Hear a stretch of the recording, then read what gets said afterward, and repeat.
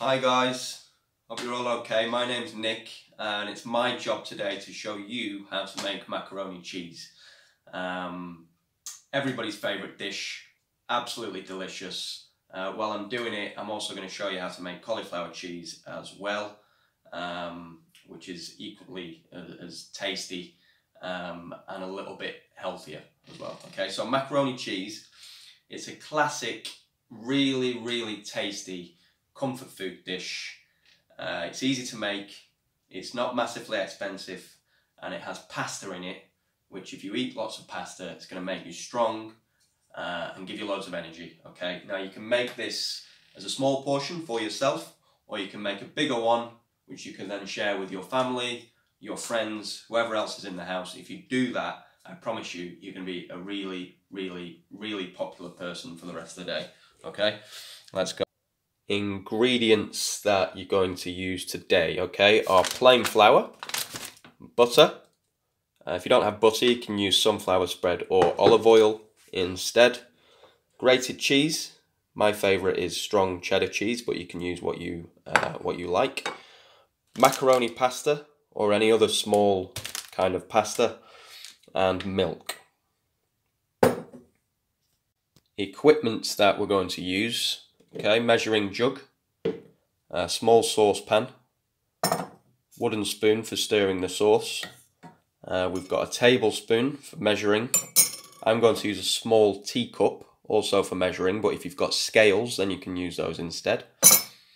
A oven-proof dish for cooking the macaroni cheese in, and a colander. Now, anytime we do any cooking, the first thing we need to do before we do anything else is wash our hands, okay? Get rid of the germs.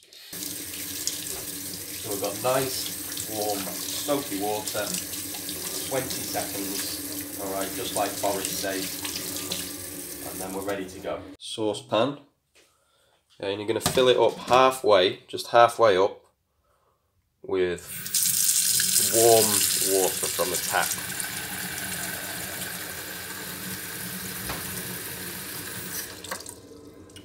And take it over to your hob.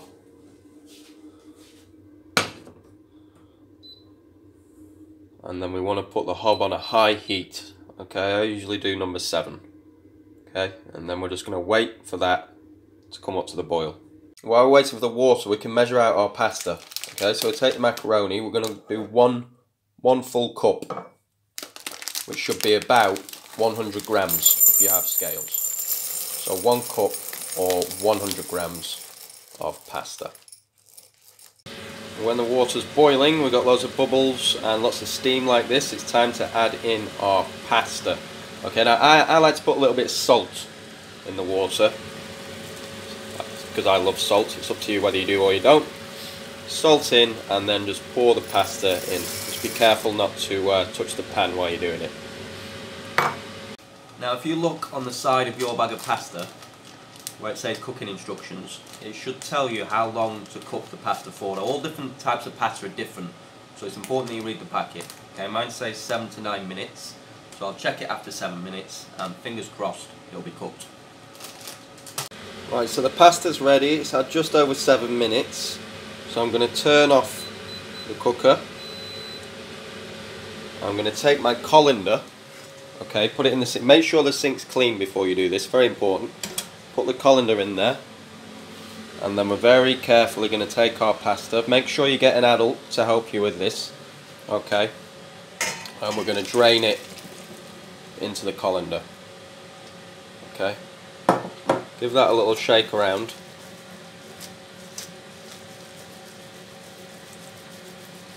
Just leave that to drain, and then you want to take your pan, because we're going to use the pan again. Okay, use the same pan, that's less washing up. And give it a little rinse just to cool it down. Pour the water over the pasta.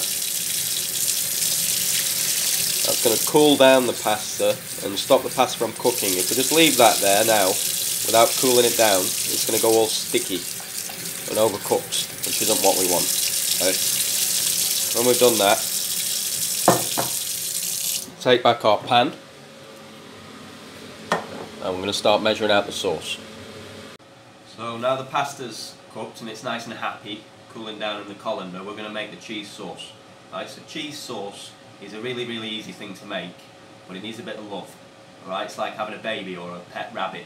Yeah, you've got to look after it and give it what it wants. Alright, so let's go, I'll show you what to do. So we've got our saucepan that we used for the pasta, same one. We're going to take the butter, need 1 tablespoon, okay? 1 tablespoon of butter into the pan.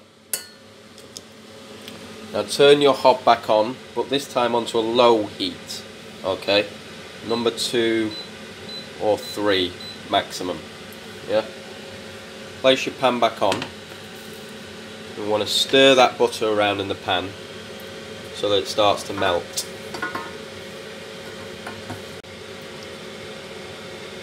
See that butter nice and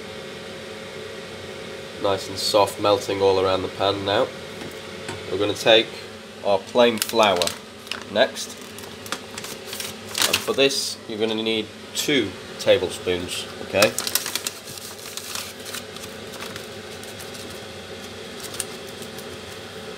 Two spoons like this straight into the pan.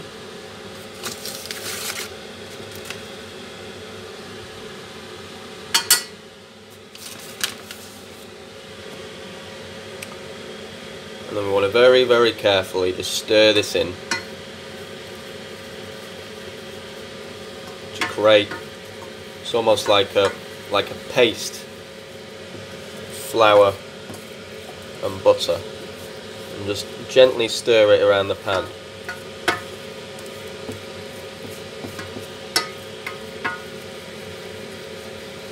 In France, where all the professional chefs live, they call this a roux.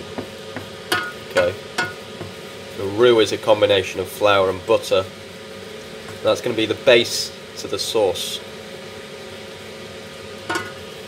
before we add our milk. When that's nice and combined like that, just pulling away from the pan, we're going to take our milk. We need 300 ml, okay, of milk, or half a pint. Now this is a 1 pint bottle, so I'm going to go roughly half of this bottle, and we're just going to pour it in a little bit at a time, not too much. Every time we pour a little bit in, we want to stir it so that it mixes in, and we're just going to keep doing that very gently. A little bit of milk at a time.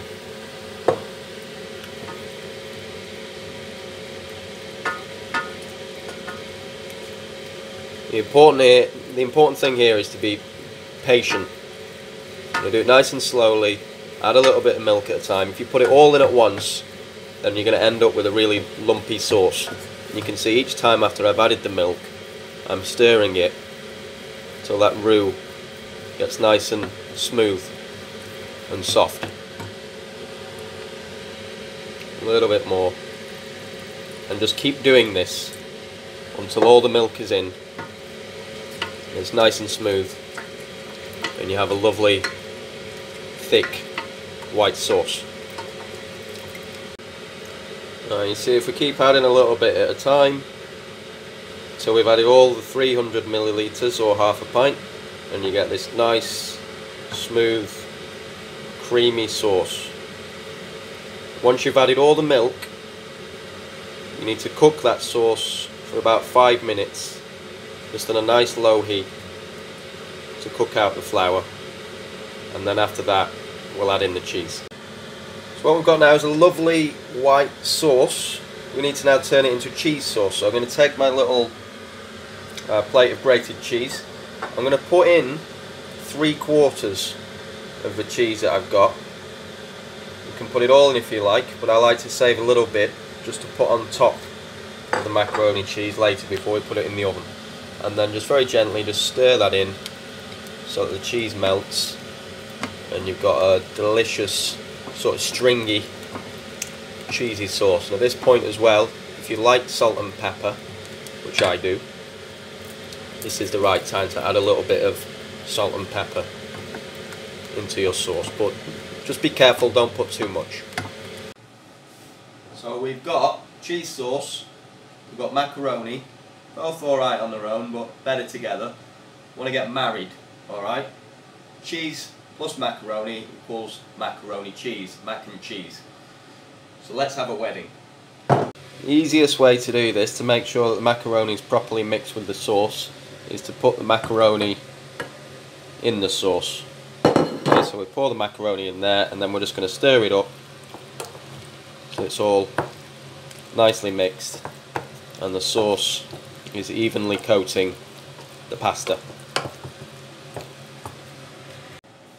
Now this is the point where if we wanted to make cauliflower cheese, we'd take some pieces of cauliflower like this, just cut up into random pieces. We'd cook it for 5 minutes in boiling water like we did with the pasta but a little bit quicker. We'd then mix this cooked cauliflower with the cheese sauce instead of macaroni, and then instead of mac and cheese we have cauliflower cheese. Alright, now at this point as well guys, with your mac and cheese, which we've got nicely combined in this pan, if we wanted to mix any other vegetables in there to make it a bit healthier and a bit tastier, then you can do it. You can just do it. You can have what you want in there, whether, you know, peas, sweet corn's very nice with mac and cheese, cauliflower if you wanted to add some of that in as well, broccoli, whatever your favourite vegetable is, this is the time to add it in to the mix. Alright? Now we've got our mac and cheese nicely mixed together and they've got married. We're going to turn our oven on. Okay, so mine's electric. I'm going to put it to 200 degrees. If you've got a gas oven, then put it on to gas mark 7. Next thing to do is to transfer the mac and cheese filling into the oven-proof dish. So literally just pour it in and then make sure that you push the mac and cheese filling in into all the corners. Once we've done that, what I like to now do is add the remaining grated cheese on to the top, and that's going to melt and go all caramelised and bubbly and delicious when it goes in the oven.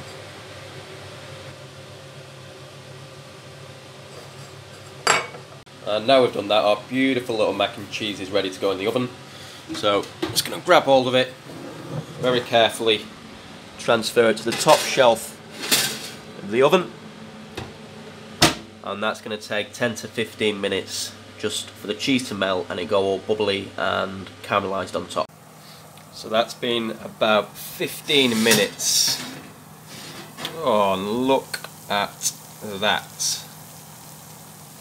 Delicious. That's it, folks. Serve it with whatever you like. Look at that delicious, gooey, melted cheese. I'm going to serve it on my little cactus plate made out of bamboo. Make sure you serve it with some nice healthy vegetables. I've got peas and I've got a little bit of salad as well. And that's it. Job done. Hope you're enjoying mac and cheese, guys. Thank you for watching. Remember when you finish to wash up, clean the kitchen down, make sure everything's nice and tidy for the people that you're living with. Don't forget to turn the oven off. Very, very important. If you've got any questions about what we've done today, then drop us a message on the Larder Facebook group. While you're at it, you can upload your videos, your photos. Let's have a look at what you're doing. Show us your cooking. Sarah will be back here tomorrow to show you how to make some amazing drop scones. So don't miss that. Enjoy the rest of your day and happy cooking. Cheers.